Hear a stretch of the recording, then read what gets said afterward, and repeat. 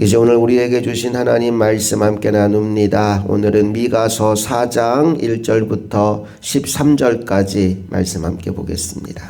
제4장.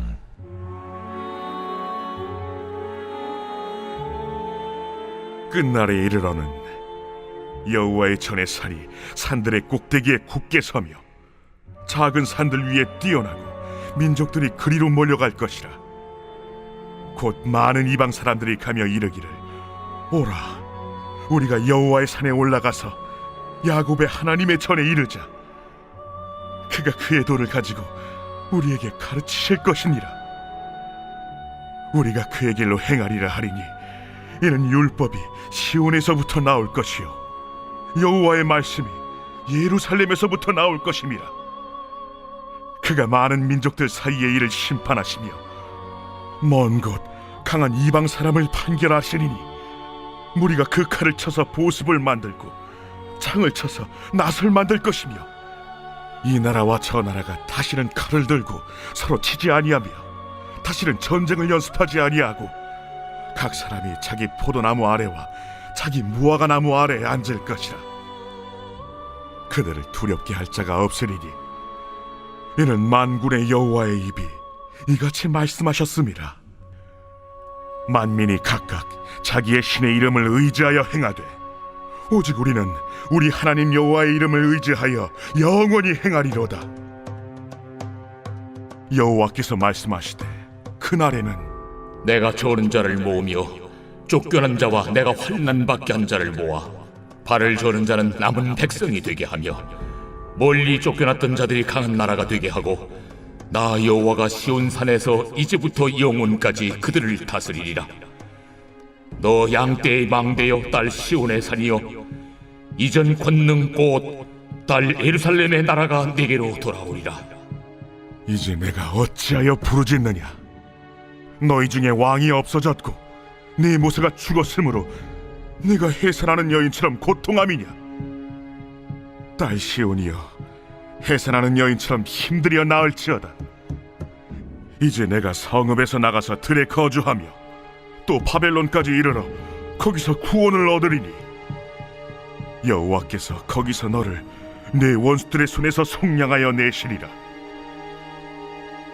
이제 많은 이방 사람들이 모여서 너를 치며 이르기를, 시온이 더럽게 되며 그것을 우리 눈으로 바라보기를 원하노라 하거니와 그들이 여호와의 뜻을 알지 못하며 그의 계획을 깨닫지 못한 것이라. 여호와께서 곡식단을 타작마당에 모음같이 그들을 모으셨나니 딸 시온이여, 일어나서 칠지어다. 내가 내 뿔을 무쇠 같게 하며 내 굽을 놋 같게 하리니 내가 여러 백성을 쳐서 깨뜨릴 것이라.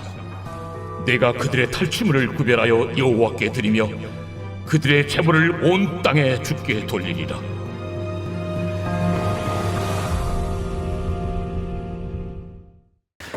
미가서의 전반부인 1장부터 3장까지의 내용은 죄와 심판에 관한 것이었다면 4장부터의 내용은 회복과 승리와 영광의 약속을 담은 장들입니다. 1절 말씀을 다시 한번 읽어봅니다. 시작. 끝날에 이르러는 여호와의 전의 산이 산들의 꼭대기에 굳게 서며 작은 산들 위에 뛰어나고 민족들이 그리로 몰려갈 것이라. 여기서 끝날은 하나님의 구원의 역사가 완성되는 때를 의미합니다. 여호와의 전의 산은 시온산, 곧 하나님의 통치의 중심이 되는 그곳을 상징하는 거지요. 결국 마지막 날이 되면 하나님의 나라가 세상의 중심이 될 것이라는 것을 미가가 지금 선언하고 있는 겁니다. 그리고 그날이 되면 많은 민족들이 자발적으로 하나님께 나오게 될 것이다 라고 2절이 말씀해요. 2절로 가봅니다. 시작. 곧 많은 이방 사람들이 가며 이르기를, 오라, 우리가 여호와의 산에 올라가서 야곱의 하나님의 전에 이르자. 그가 그의 도를 가지고 우리에게 가르치실 것이니라. 우리가 그의 길로 행하리라 하리니 이는 율법이 시온에서부터 나올 것이요 여호와의 말씀이 예루살렘에서부터 나올 것임이라. 아멘. 하나님의 말씀을 배우기 위해, 하나님의 말씀을 듣기 위해 사방에서 사람들이 몰려오게 되는데 그들이 강제로 붙잡혀 오는 게 아니라 하나님의 은혜에 이끌려서 자발적으로 오게 될 것이다 라고 말씀합니다. 계속 이어지는 3절 말씀을 보니까 그날 전쟁에 사용했던 무기인 칼과 창이 농기구인 보습과 낫으로 변화될 것이다 말씀합니다. 이제 전쟁의 시대가 끝나고 화해의 시대, 평화의 시대가 올 것임을 강조하는 내용이지요. 3절과 4절을 이어서 읽어봅니다. 시작. 그가 많은 민족들 사이의 일을 심판하시며 먼 곳 강한 이방 사람을 판결하시니니 무리가 그 칼을 쳐서 보습을 만들고 창을 쳐서 낫을 만들 것이며 이 나라와 저 나라가 다시는 칼을 들고 서로 치지 아니하며 다시는 전쟁을 연습하지 아니하고 각 사람이 자기 포도나무 아래와 자기 무화과 나무 아래에 앉을 것이라. 그들을 두렵게 할 자가 없으리니 이는 만군의 여호와의 입이 이같이 말씀하셨습니다. 아멘. 4절에 포도나무와 무화과 나무 아래에 앉는다라는 말의 의미는 이제 안전과 번영을 누리는 시대가 올 것이다 라는 겁니다. 하나님께서 세상을 이렇게 변화시킬 것이다 라고 약속하고 있어요. 이건 하나님의 약속이고요. 현실은 조금 다릅니다. 자, 그러면 지금 이스라엘 백성들이 겪고 있는 현실은 어떠한가? 6절부터 8절까지를 또 읽어봅니다. 시작. 여호와께서 말씀하시되 그날에는 내가 저는 자를 모으며 쫓겨난 자와 내가 환난 받게 한 자를 모아 발을 저는 자는 남은 백성이 되게 하며 멀리 쫓겨났던 자들이 강한 나라가 되게 하고 나 여호와가 시온산에서 이제부터 영원까지 그들을 다스리리라 하셨나니 너 양떼의 망대요 딸 시온의 산이요 이전 권능 곧 딸 예루살렘의 나라가 내게로 돌아오리라. 하나님께서 마지막 날에 부르는 자들에 대한 말씀을 주시는데 강한 자, 힘 있는 자, 능력 있는 자를 부르지 않는데요. 누구를 부른다고 말합니까? 저는 자, 쫓겨난 자, 환난 당한 자를 부르겠다 말씀하셔요. 지금 이스라엘이 겪고 있는 상황이 이런 상황입니다. 너희가 지금 고통 가운데 있구나. 너희의 모습이 저는 자, 쫓겨난 자, 환난 당한 자 같구나 라고 말씀합니다. 그런데 하나님이 마지막 때 뭘 하시느냐? 그 작은 자들을 강하게 하셔서 시온을 다스리게 만들겠다라고 말씀하고 있어요.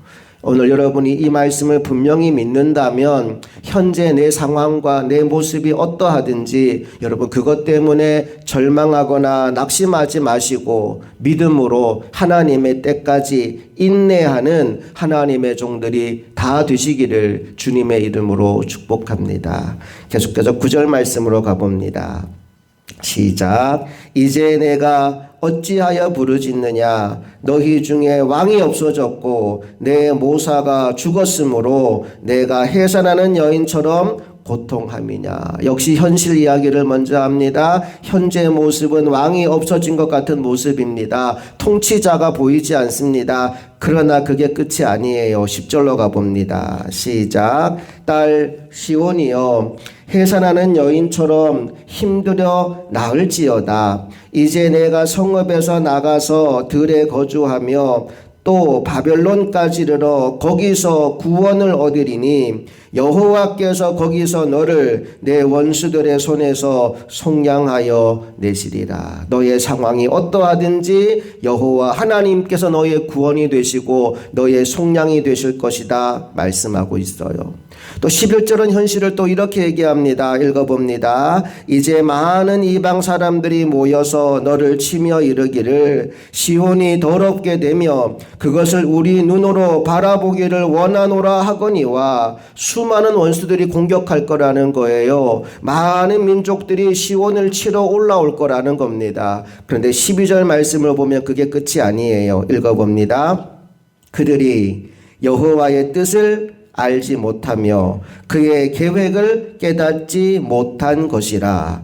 여호와께서 곡식단을 타작 마당에 모음같이 그들을 모으셨나니. 하나님이 하시는 계획은 뭡니까? 이스라엘을 치러 오는 그들을 오히려 타작 마당의 곡식처럼 하나님이 대우하시겠다는 거예요.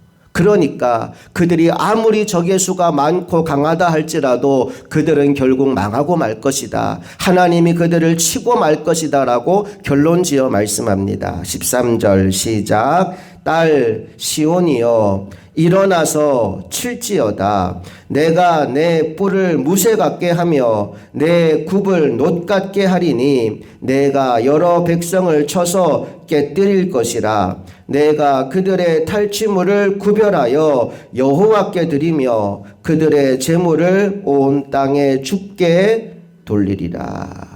하나님은 하나님께서 회복시켜 주시는 이 공동체가 반드시 승리할 것이고 최후 승리를 그들에게 안겨줄 것이니 하나님께 영광 돌리는 백성이 되라 말씀하고 있습니다.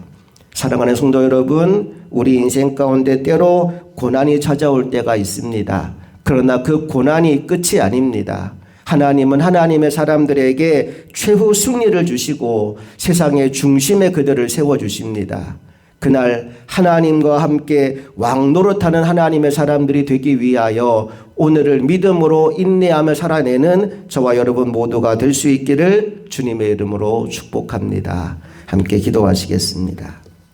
좋으신 아버지 하나님, 은혜와 사랑을 감사드립니다. 오늘도 우리에게 귀한 생명의 말씀을 주시니 감사합니다. 인생 가운데 고난과 문제와 어려움이 사라질 것이라고 성경은 말씀하지 않습니다. 여러 가지 고난과 환난과 문제가 있겠지만 여호와 하나님을 바라보고 여호와 하나님을 신뢰하고 인내하며 끝까지 믿음으로 살아간 모든 자에게 하나님이 회복과 승리를 주시겠다 약속해 주고 계십니다.